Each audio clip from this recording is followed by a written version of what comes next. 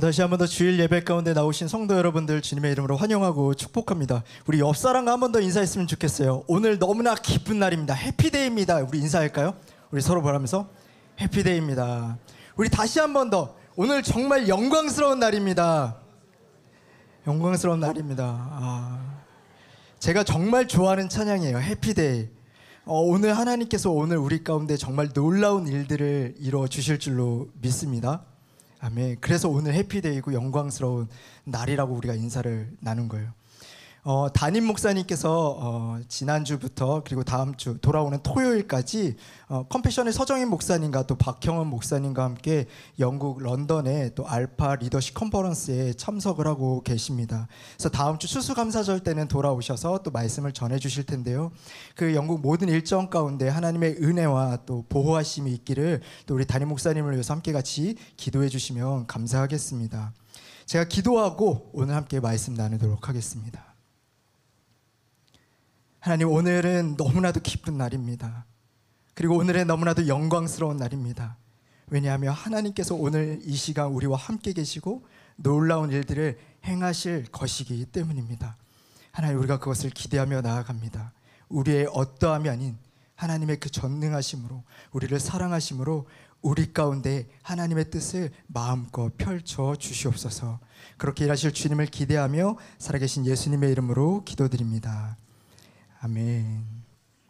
오늘 저희가 함께 보게 될 말씀은요, 에베소서 2장 8절에서 9절 말씀입니다. 에베소서 2장 8절에서 9절 말씀 2절밖에 안 되기 때문에 저와 여러분이 함께 봉독하도록 하겠습니다. 너희는 그 은혜에 의하여 믿음으로 말미암아 구원을 받았으니 이것은 너희에게서 난 것이 아니요 하나님의 선물이라. 행위에서 난 것이 아니니 이는 누구든지 자랑하지 못하게 함이라. 아멘. 이 세상은 정말 참으로 많은 것들을 자랑하는 것 같습니다. 자신이 어떤 가문인지, 출신이 어떠한지, 어떤 학교를 나왔는지, 또는 어디에 살고 있는지, 나의 직장은 어디인지, 하물며 내가 무슨 옷을 입었고 무슨 음식을 먹었고 어느 여행을 다녀왔고 심지어 내가 어느 교회를 다니고 있는 것까지 우리가 가진 모든 것을 자랑하기를 즐겨하는 것 같아요. 사람들은 왜 이렇게 자랑하고 싶어 할까요? 모든 자랑이 다 그렇지는 않지만 이 많은 경우에 이 자랑의 의도는 타인의 인정과 관심을 얻기 위해서 자랑한다라고 이야기를 합니다. 이러한 자랑은 이 불완전한 자아의 정체성을 채우려는 시도로 해석하는 것이죠. 이 텍사스 대학의 연구에 의하면 이 자신의 업적이나 능력을 과시하는 사람들은 이 자신의 정체성에 공백이 있다는 거예요. 비어있는 부분들이 있다. 이 정체성에 공백이 있기 때문에 이를 상징적으로 채우려고 하는 경향이 있다라는 겁니다. 그래서 즉 자랑을 통하여서 자신의 가치를 확인하고 인정을 받고 싶어하고 자존감을 높이려고 한다라는 것이죠. 이러한 자랑은요, 자아의 과장으로 이어지게 됩니다. 즉 허영심으로 이어지게 돼요. 필요 이상으로 자기를 높이게 되는 거예요. 필요 이상으로 자기를 뽐내게 되는 겁니다. 그리고 늘 남들보다 한 단계 앞서서 자기가 먼저 가야 되기 때문에 늘 노심초사하고 늘 눈치를 볼 수밖에 없다는 거죠. 저 사람보다 한 걸음 더, 모습, 이것들은 더 나아야 되는, 그러한 항상 자기의 자랑들이 늘 존재해야 되는 겁니다. 왜냐하면 그것이 있어야 자기가 살아있다고 느끼고 자기의 정체성을 확인할 수 있다고 느끼기 때문이에요. 이것에 한번 빠지기 시작하면 헤어나오기가 쉽지 않습니다. 이 허영심은 이 추종자가 많은 군대와도 같은 종교다라는 말이 있을 정도로 이 자랑에 중독되기 시작하면, 이 허영심에 중독되기 시작하면 빠져나기가 어려운 거예요. 이것은 비단 우리 일상에서뿐만 아니라 교회 안에서도 일어나고 있습니다. 제가 허브교회에서는 본 적이 없지만 한국교회 안에서도 이런 자랑과 허영심이 굉장히 만연해 있다는 것을 알고 있어요. 자신의 신앙을 은연중에 과시합니다. 본인이 어떠한 기도 생활을 하고 있는지, 본인이 성경을 얼만큼 읽었는지, 어떤 은사가 있는지, 내가 이 성경에 대해서 얼마나 뛰어난 지식을 갖고 있는지, 내가 교회 안에서 얼마나 중요한 역할을 하고 있고 어떤 봉사를 하고 있고 얼마나 열심히 하고 있고 헌금은 얼마나 하고 있는지, 우리 교인 수는 얼마나 되고 우리 교회는 얼마나 크고 멋진지를 뽐내고 있다라는 거예요. 사람들 앞에서뿐만 아니라 하나님 앞에서도요. 왜일까요? 그것은 대부분 건강하지 못한 정체성을 가지고 있기 때문이에요. 자기가 누구인지 깨닫지 못하고 있기 때문입니다. 우리가 잘 아는 17세기 프랑스의 철학자이자 수학자였던 파스칼이 이런 이야기를 했어요. 모든 사람의 마음에는 하나님이 만드신 하나의 공간, 공백이 있는데 이 공백은 이 세상의 그 무엇으로도 채울 수 없고 오직 예수 그리스도를 통하여 하나님만이 채워주실 수 있는 공백이다. 즉 우리 마음에 하나의 공간이 있다는 거예요. 근데 이 공간은 하나님만이 채우실 수가 있어요. 근데 사람은 그것을 깨닫지 못하고 그것을 계속해서 채우기 위해서 세상의 것들을 추구하고 세상의 것들을 자랑하기 시작한다는 거죠. 그러므로 우리가 이 복음 안에서 우리 각자의 이 건강한 정체성을 회복하지 못한 이상 우리는 계속해서 이 허영심과 자랑의 노예로 살 수밖에 없습니다. 왜냐하면 채워 넣어야 되거든요. 밑 빠진 독에 물 붓듯이 계속해서 인정받기 위해서 노력해야 되거든요. 드러내야 되거든요. 우리가 지난주에 말씀을 들었듯이 종교는 그리고 세상은 이 충분에 대한 확신을 주지 않습니다. 계속해서 눈에 보이는 행위와 물질로 자신의 수치를 가리기 위해서 자랑하라고 이야기하고 있어요. 끊임없이. 이런 문제가 동일하게 오늘 우리가 읽었던 이 에베소 교회 가운데도 있었습니다. 이 당시 에베소 교회는요, 여러 가지 혼합주의적인 종교로 인해서 굉장히 고통당하고 있고 또 다툼과 분열이 일어나고 있었어요. 이 혼합주의 신앙은 무엇을 강조했냐면 인간의 철학과 초등학문을 강조하고 그리고 자신이 가지고 있는 그 지식을 자랑했던 사람들입니다. 그래서 여러분 다 내년에 그 튀르키예 성경 투어를 가시게 되면 반드시 에베소를 보시게 될 거예요. 제가 4년 전에 에베소를 다녀왔는데 거기 보면 정말 웅장한 그 셀수스 도서관이 있어요. 사진 한번 보여주시겠어요? 이게 에베소에 있는 도서관입니다. 정말 커요. 그러니까 어마어마한 많은 책들과 지식들을 쌓아놓고 그들이 늘 토론하기를 좋아하고 자신이 가지고 있는 지식을 나누기를 좋아했다라는 거예요. 왜요? 자기를 뽐내기 위해서, 드러내기 위해서. 에베소가 이런 상황 가운데 있었습니다. 또 유대주의적 율법학자들은 무엇을 강조했냐면 자신들의 할례, 그리고 자신들의 어떤 선민사상, 그리고 규례, 절기, 안식일들을 강조하면서요, 이방인들을 무시하기 시작하는 거예요. 그리고 자기네들을 높이기 시작했습니다. 그럼 이방인들은 어때요? 아, 저렇게 해야 사람들에게 인정받을 수 있나 보다. 할례를 받아야만 하나님이 나를 인정해 주시나 보다 착각하기 시작했다라는 것이죠. 뿐만 아니라요, 이 에베소서는요, 상업의 중심지였습니다. 튀르키예 서쪽 해변에 위치하고 있던 도시인데요, 항구 도시였어요. 그러다 보니까 많은 물물 교환들이 일어나고 있는 상업이 활발한 도시였습니다. 그러다 보니까 자연스럽게 이 부에 대한 가치가 굉장히 올라갔던 거죠. 그러니까 교인들이 교회 밖의 세상을 보면 너무나도 화려해요. 너무나도 멋지게 차려입고 그것을 보면서 좀 나는 너무 좀 꿀리는 것 같은 느낌이 드는 거죠. 그래서 복음이 아니라, 말씀이 아니라, 이것도 좀 있어야 될 것 같고, 귀걸이도 좀 있어야 될 것 같고, 목걸이도 좀 있어야 될 것 같고, 지식도 좀 있어야 될 것 같고, 계속해서 자기를 인정받기 위한 다른 것들을 찾기 시작합니다. 바울이 이것을 알았어요. 이 당시에 바울은 감옥에 있었습니다. 그래서 이 에베소의 소식을 듣고 나서 바울은 결심했어요. 이들에게 올바른 신앙과 올바른 정체성을 다시 한 번 더 아주 강조하고 또 확실하게 심어주기 위해서 바울은 편지를 쓰기 시작하는데 그것이 바로 에베소서입니다. 그래서 에베소서는요, 신약 성경 중에 또 바울이 쓴 서신들 중에 이 복음의 정수라고는 로마서 다음으로 복음을 가장 명확하게 드러내고 있어요. 이 에베소서 안에는 에베소의 문제들을 전혀 다루지 않습니다. 바울은 단도직입적으로 복음에 대해서 설명해요. 왜냐하면 그들이 지금 복음을 놓치고 있거든요. 복음을 놓치니까 그들의 정체성을 잃어버려서 헛된 것에 목을 메고 있기 때문입니다.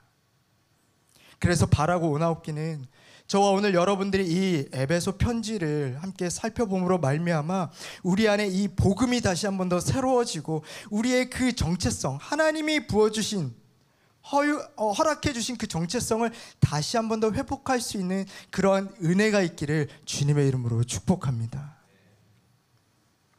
첫 번째, 우리 이 바울의 말씀을 통해서 우리 안에 올바른 정체성을 회복하기 위해서는 우리가 기억해야 될 것이 한 가지가 있어요. 그것은 무엇이냐면 바로 우리는 모두 허물과 죄로 인해서 죽었던 존재였다라는 것을 기억하는 겁니다.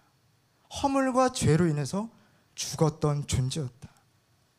바울은 우리의 옛 모습에 대해서 이렇게 기록하고 있어요. 에베소서 2장 1절 말씀을 우리 함께 읽어볼까요? 준비 시작. 그는 허물과 죄로 죽었던 너희를 살리셨도다. 바울은 아주 분명하게 이야기하고 있습니다.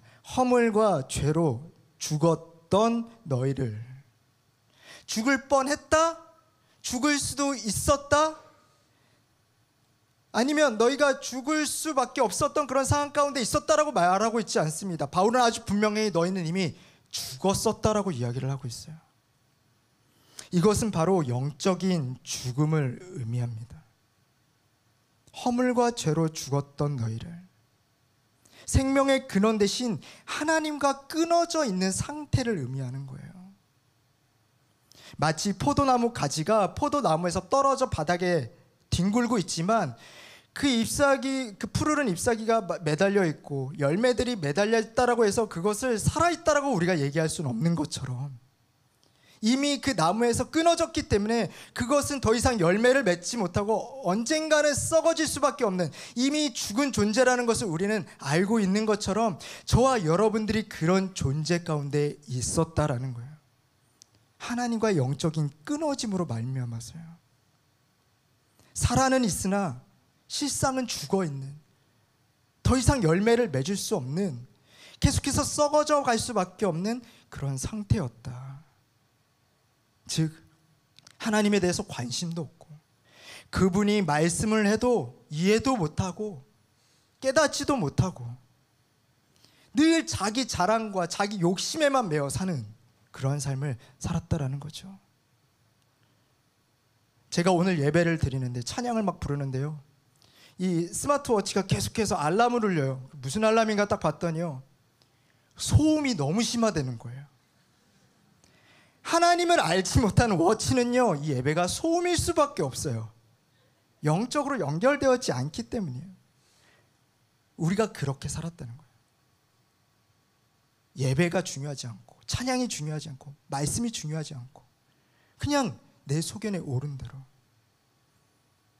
무엇 때문에요? 허물과 죄로 인해서. 이 허물은요, 불순종을 뜻하고 있습니다. 하나님과 떨어져 있는 상태, 관계 이탈을 이야기하고 있어요. 즉 내가 주인인 삶입니다. 하나님이 주인인 삶이 아니라 내가 주인인 삶. 그래서 오늘 2절 말씀에 이렇게 기록되어 있죠. 그때 너희는 그 가운데서 행하여 이 세상의 풍조를 따르고 공중의 권세 잡은 자를 따랐으니 곧 지금 불순종의 아들들 가운데서 역사하는 영이라. 저는 이 말씀 보면서 너무 가슴이 아팠어요. 이 시대가 똑같이 이러고 있어요. 아직도 이 세상의 풍조를 따르고 하나님과 영적으로 단절되어서요, 하나님 말씀이 아닌 세상의 다수의 사람들이 옳다라고 얘기하는 것을 옳은 줄 알고 따라가요. 인권이라는 이름으로 하나님이 창조하신 그 순리를 어기고 자기가 자기의 성별을 선택하는 시대입니다. 세상 풍조를 따르고 있는 거예요. 뭐가 옳은지, 하나님 뭐라 말씀하시는지 그거에 대해 무지한 거예요. 그리고 죄는 무엇이냐? 죄는 구체적으로 우리가 짓는 죄를 말하는 겁니다. 우리가 얘기하는 나쁜 죄들뿐만 아니라 우리의 마음속으로도 짓는 죄, 또는 우리가 하는 것이 착한 일처럼 보이지만 하나님이 말씀하시지 않는 그 모든 행위들을 이야기하고 있어요. 3절 말씀을 보니까요, 전에는 우리도 다 그 가운데서 우리의 육체의 욕심을 따라 지내며 육체와 마음에 원하는 것을 하여 다른 이들과 같이 본질상 진노의 자녀였더니, 이 본질상 진노의 자녀라는 뜻은요, 하나님의 진노 심판에서 절대 빠져나올 수 없는 존재다라는 것을 말하고 있습니다. 즉, 그 어떤 소망도 없다라는 거예요. 세상의 소리에 내 마음이 하라는 대로 따라가면 인정받을 줄 알았어요. 행복할 줄 알았어요. 좀 평안히 살 줄 알았습니다. 그러나 끊임없이 뒤통수만 맞는 인생, 남부럽지 않게 살 줄 알았는데 밑 빠진 독에 물 붓듯이 아무리 노력해도 만족함이 없어요. 고생만 하다가 정말 가진 것 하나 없이 그냥 알몸으로 떠날 수밖에 없는 인생이었다라는 거죠. 바로 저와 여러분이 그런 존재였다라고 성경은 이야기하고 있어요. 심지어 바울 자신조차도 여기에 포함을 시키고 있습니다. 우리 모두는 그런 존재였습니다. 아무리 많은 것을 가졌고, 아무리 많은 지식을 가졌고, 아무리 많은 것을 이뤘고 많은 것을 누린다 할지라도 하나님과 끊어져 있었다면요, 죽었던 존재예요. 첫 번째로 이 존재, 우리가 그런 존재였다는 것을 깨닫는 것이 굉장히 중요합니다. 그런데 이 사실만 깨달으면 우리 굉장히 비참해질 수 있어요. 와, 정말 우리는 정말 소망이 없는 존재구나. 그런데 놀라운 소식이 있습니다. 두 번째는 무엇이냐면, 이런 인생에 도무지 이해할 수 없고 이 세상의 논리와 이치로는 납득할 수 없는 놀라운 하나님의 선물이 저와 여러분 가운데 주어졌다라는 사실입니다. 두 번째로 우리가 복음 안에서 올바른 정체성을 갖기 위해서는요, 그 하나님의 선물이 저와 여러분 가운데 주어졌다라는 것을 깨닫고 믿어야 된다는 사실이에요. 오늘 본문 8절과 9절 말씀을 우리 함께 읽어보겠습니다. 시작. 너희는 그 은혜에 의하여 믿음으로 말미암아 구원을 받았으니 이것은 너희에게서 난 것이 아니요 하나님의 선물이라. 행위에서 난 것이 아니니 이는 누구든지 자랑하지 못하게 함이라. 아멘. 이 선물, 하나님이 저와 여러분에게 주신 이 선물은 무엇이냐? 바로 하나님의 사랑에서 기인한 구원이라는 선물이에요. 구원하다라는 이 헬라어 단어의 뜻은요, 구조하다, 구출해내다, 완전하게 만들다라는 뜻을 가지고 있습니다. 그래서 에베소서 2장 4절과 5절에는요 이렇게 기록하고 있어요. 그러나 하나님은 자비로우시고 우리를 너무 사랑하셔서 그냥 내버려 두지 않으셨습니다. 하나님이 뜻을 따르지 않아 영적으로 죽은 우리들에게 그리스도를 통하여 새 생명을 주신 것입니다. 여러분은 하나님의 은혜로 구원을 받았습니다. 아멘. 이 말씀 계속해서 한번 띄워주시겠어요? 이 말씀을 자세히 살펴보면요, 여기 보면 이 구원을 위해서요, 인간의 그 어떤 행동, 자격이나 조건은요 눈 씻고 찾아볼 수도 없어요.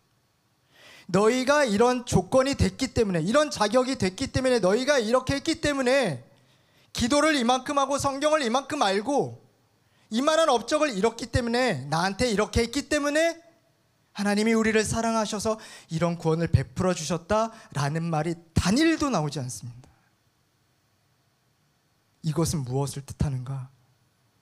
구원은요, 하나님 독단적으로, 단독으로 행하신 일이다라는 사실이에요. 소망 없고 절망뿐인 우리에게 새 생명을 주실 수밖에 없도록 만든 그 이유, 그 원인과 동기는 무엇이냐?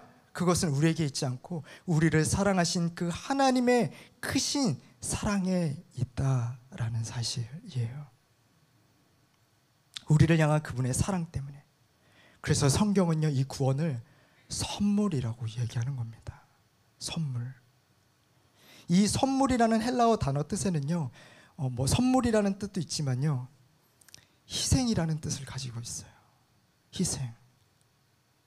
하나님이 저와 여러분들을 사랑하셔서 그런 여러분들을 그대로 내버려 두실 수 없어서 본인이 희생을 하셨다는 거예요. 자기를 포기하셨다는 거죠. 그 소망 없음에서, 절망뿐인 삶에서, 그 심판, 그 진노에서 우리를 구원전해 주시기 위해서 하나님이 희생하신 것이 있다라고 얘기합니다. 그것이 무엇이냐? 바로 하나뿐인 아들 예수 그리스도세요. 로마서 5장 8절 말씀입니다. 우리가 아직 죄인 되었을 때 그리스도께서 우리를 위하여 죽으심으로 하나님께서 우리에 대한 자기의 사랑을 확증하셨느니라. 하나님은요, 자기의 하나뿐인 아들, 저와 여러분들을 구원하시기 위해서, 그 소망 없으면서 구원하기 위해서 하나밖에 없는 아들을 내어주셨다는 거예요. 이 세상 가운데 가장 낮고 낮은 자리에 보내셔서 십자가에 달려 죽게 하심으로 말미암아 하나님은 저와 여러분들을 구하셨습니다. 에베소서 2장 6절 말씀에 이렇게 기록되어 있어요. 하나님은 우리를 그리스도와 함께 살리시고 하늘 위에 있는 그분의 보좌 곁에 우리를 그리스도와 함께 앉혀주셨습니다. 하나님은 우리를 구하셨을 뿐만 아니라 예수 그리스도와 함께 그 보좌에 앉히심으로 너는 이제 내 아들이야, 너는 이제 내가 가장 사랑하는 딸이야 라고 확증해 주셨다라는 사실이에요. 사랑하는 성도 여러분, 이 놀라운 사실이 믿어지십니까? 이 놀라운 사실이 우리 마음 가운데 정말로 이렇게 와서 깨달아지십니까? 이 말도 안 되는 구원 사역에 단 일이라도 우리가 뭐 자랑할 만한 뭐 보탬이 되거나 공로를 세우신 분이 여기 계신가요? 우리가 한 건 아무것도 없다는 거예요. 우리가 한 것이 있다면 그냥 그 사실을 감격으로 받고 감사와 찬양과 기도와 예배를 드리는 것, 우리가 그 사실을 믿는 것밖에는 우리가 한 것이 없습니다. 그리고 그 믿음은 사실 우리 안에 계신 성령께서 또한 믿게 하신 것이죠. 그러므로 복음 안에서 우리가 예수 그리스도의 그 은혜로 인하여서 내가 어떠한 존재인지를 깨닫고 또 하나님의 사랑으로 말미암아 내가 어떠한 사랑을 받았는지, 어떠한 구원하심을 얻었는지, 이 정체성을 깨닫는 사람은요, 일평생 내가 자랑하고 인정받기 위해서 노력했던 그 모든 것들이 이제는 의미가 없어지게 됩니다. 더 이상 자랑이 되지가 않는 거예요. 왜냐하면 나는 예수 그리스도를 얻었거든요. 이 세상이 줄 수 없는, 이 세상 위에서 이 모든 만물을 다스리시는 그 하나님 한 분을 내가 얻었거든요. 내가 가진 것, 내가 조금 누리고 있는 것 뿐만 아니라 내가 교회에서 어떤 코스를 얼마만큼 이수했고 내가 어떤 직분을 얻었고 내가 어떤 은사를 받았는지 하나도 중요하지 않아요. 헌금을 얼마나 했고 봉사를 몇 년간 했고 하나도 사람들 앞에 내세울 것이 되지 않습니다. 우리가 자랑할 수 있는 것은 단 한 가지뿐이에요. 우리를 위해서 자기를 내어주신 예수 그리스도. 여러분, 탕자 이야기를 기억하실 겁니다. 그 탕자가 아버지께로 돌아왔을 때 그 아버지가 어떻게 했죠? 벗은 발로 뛰어가서 그 아들을 깨워놨어요. 그리고 그 헐벗은, 정말 뭐 겉으로는 부유해 보이고 가진 것처럼 보이지만 실상은 굉장히 헐벗고 아무것도 아닌 그 연약한 존재를요, 자신의 옷을 입혀주셔서 아들이 되게 하셨어요. 손에 가락지를 끼우고 잔치를 차려주셨단 말입니다. 자신의 모든 그 부와 명성 얻을 수 있는 모든 것들을 다 내려놓고요, 이 자랑을 가장 잘 알고 이해하고 실천했던 사람이 바로 사도 바울입니다. 바울은 당시 그 기준으로 자랑할 것이 너무나도 많았던 사람이에요. 8일 만에 할례를 받았고 이스라엘 족속이요, 베냐민 지파요, 히브리인 중에 히브리인이요, 그리고 율법으로는 바리새인이었고 뿐만 아니라 당시 최고의 율법 학자라고 여겨졌던 가말리엘의 수제자였습니다. 그러니까 지금 그 흑백 요리사처럼 보면 미슐랭 3스타 밑에서 굉장히 요리를 잘 배운 수제자였다라는 거죠. 그랬던 바울이 예수님을 만난 이후로 뭐라고 고백을 하는가? 빌립보서 3장 7절 말씀. 그때는 이 모든 것이 내게는 너무나 소중하고 가치 있는 것들이었습니다. 그러나 예수 그리스도를 만난 이후 그 모든 것이 아무 쓸모없는 것임을 알았습니다. 그리고 갈라디아서 6장 14절 말씀은 저와 여러분이 한번 같이 읽어볼까요? 시작. 그러나 내게는 우리 주 예수 그리스도의 십자가 말고는 아무것도 자랑할 것이 없습니다. 아멘. 바울이요, 자기 자신에 대해서 자랑한 것이 있다면 한 가지밖에 없어요. 그것은 무엇이냐면 자신의 연약함입니다. 왜냐하면 그 연약함을 통해서 예수님의 강하심이 드러나기 때문이에요. 사랑하는 성도 여러분, 말씀을 맺으려고 합니다. 예수님은요, 저와 여러분들을 구원하시기 위해서 자신이 자랑할 수 있는 그 모든 것들을 다 버리시고 이 땅의 가장 낮고 낮은 곳으로 내려오셨어요. 그리고 모든 수치와 모든 조롱과 모든 핍박을 견뎌내셨습니다. 그분은 광야에서 자신의 능력을 뽐내실 수도 있었지만 결코 그렇게 하지 않으셨어요. 왜요? 저와 여러분들을 구하시기 위해서. 그분이 자랑한 것이 있다면 단 한 가지밖에 없습니다. 바로 하나님이 우리를 얼마나 사랑하시는가, 하나님이 저와 여러분들을 얼마나 사랑하시는가. 예수님이 자랑한 것은 그거밖에 없습니다. 성경 66권 창세기부터 요한계시록까지 성경이 줄곧 얘기하는 건 하나밖에 없어요. 그 하나님이 여러분들을 얼마나 사랑하시는가. 긍휼이 풍성하신 하나님께서 저와 여러분들을 그냥 그런 소망 없는 절망 가운데 있는 삶에 내버려 두실 수 없었다라는 거예요. 그래서 아들을 보내셔서 저와 여러분들을 구원하셨습니다. 그리고 아들 되게 하셨어요. 자녀 되게 하셨어요. 우리는 이 정체성을 깨달아야 됩니다. 내가 누구인가? 나는 어떤 사랑을 받은 사람인가? 나는 어떤 존재인가? 이것을 깨닫지 못하면요, 세상의 것을 쫓아가게 됩니다. 조금 더 치장해야 되지 않을까? 조금 더 지식을 더 많이 늘려야 되지 않을까? 그리고 세상이 그것을 인정해주지 않으면 좌절합니다. 낭망해요. 그리고 더 악독을 품습니다. 교회 안에서도 마찬가지예요. 남들보다 더 하나님 앞에 인정받기 위해서. 성경은 그렇게 이야기하고 있지 않아요. 성경은 반대로 우리가 노력하면 노력할수록, 뽐내면 뽐낼수록 하나님의 은혜에서 멀어진다라고 이야기를 합니다. 우리가 할 수 있는 건 무엇이냐? 하나님, 전 그런 존재였어요.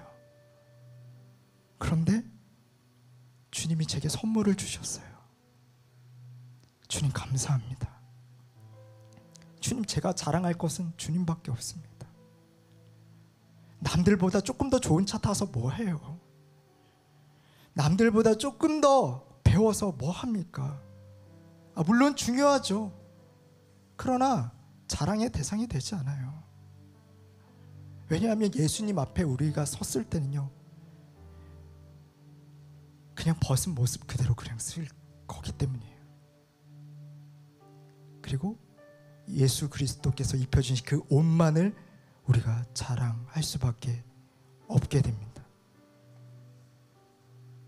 그러므로 우리가 자랑할 수 있는 것, 내가 고아와 같이 버림받았을 때 나에게 찾아와 주신 주님, 내가 좌절하고 낭망하고 눈물을 흘리고 있을 때 내게 오셔서 눈물을 닦아주시고 마음을 위로해 주신 주님, 내 육신이 연약하여서 아무것도 할 수 없을 때 나의 능력이 되어주신 주님, 그 한 분만을 자랑하기를 원하는 것이에요. 오늘 말씀해 보니까요, 이 구원은 너희에게서 난 것도 아니에요. 육체 행위로에서도 난 것도 아니니 이 땅의 모든 것으로는 자랑할 것이 아무것도 없다라고 얘기합니다. 사랑하는 성도 여러분, 우리가 자랑할 수 있는 것은 예수 그리스도 한 분뿐인 줄로 믿습니다. 이 자랑이라는 헬라어는요, 두 가지 뜻을 가지고 있어요. 하나는 뽐내다, 드러내다. 또 하나는요, 즐거워하다입니다. 사랑하는 성도 여러분, 여러분, 무엇을 즐거워하고 계십니까? 무엇을 뽐내고 계세요? 우리가 아무리 많은 것을 뽐내고 자랑하고 즐겨도요, 예수 그리스도와 비교할 수가 없습니다. 우리 예레미야 9장 23절과 24절 말씀, 저와 여러분이 한 목소리로 읽겠습니다. 시작. 여호와께서 이렇게 말씀하셨다. 지혜로운 사람은 자기의 지혜를 자랑하지 말고, 힘 있는 사람은 자기의 힘을 자랑하지 말며, 부유한 사람은 자기의 부유함을 자랑하지 마라. 오직 자랑하고 싶은 사람은 나를 깨닫고 아는 것을 자랑하고, 나 여호와가 자비롭고 공평하다는 것을 자랑하고, 내가 땅 위에서 올바른 일만 한다는 것을 자랑하여라. 이런 자랑이 나를 기쁘게 한다. 나 여호와의 말이다. 아멘. 여러분, 하나님만 자랑하십시오. 예수님만 자랑하십시오.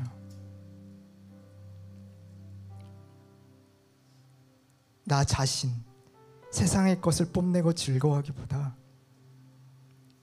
날마다 이 복음을 새롭게 깨닫고 이 감격으로 인해서 내가 오늘도 주님을 자랑합니다. 내가 오늘도 주님을 찬양합니다. 내가 오늘도 주님을 예배합니다. 그렇게 고백할 수 있기를 주님의 이름으로 축복합니다. 우리가 이 시간에 함께 같이 기도하기를 원하는데요, 오늘 이 복음을, 이 하나님의 선물을 받기를 원하시는 분들, 그리고 내가 그 선물을 받았지만 그 선물을 잊어버리고 여전히 또 다시 세상의 것들을 쫓아가며 세상의 것들을 뽐내고 자랑하였던 그런 삶 가운데 계셨던 분들, 그래서 내 마음이, 내 정체성이 다시 회복되기를 원하시는 분들이 계시다면 이 시간에 다 같이 자리에 일어나셔서 우리가 하나님 앞에 기도했으면 좋겠어요. 우리가 주님 앞에 이렇게 두 손을 내밀고요, 하나님, 내가 그 선물 받기를 원합니다. 하나님께서 우리에게 주신 선물, 이 시간 내가 그것을 믿음으로 받기를 원합니다. 그리고 내가 잊고 있었던 그 선물에 대한 감격과 사랑, 내가 다시 회복하기를 원합니다. 우리가 그렇게 기도할 때에 여러분 안에 계신 성령님께서 도와주실 줄로 믿습니다. 우리가 이 시간에 그 주님 앞에 우리의 진실된 마음으로 주님 앞에 기도하며 고백하며 나아가겠습니다.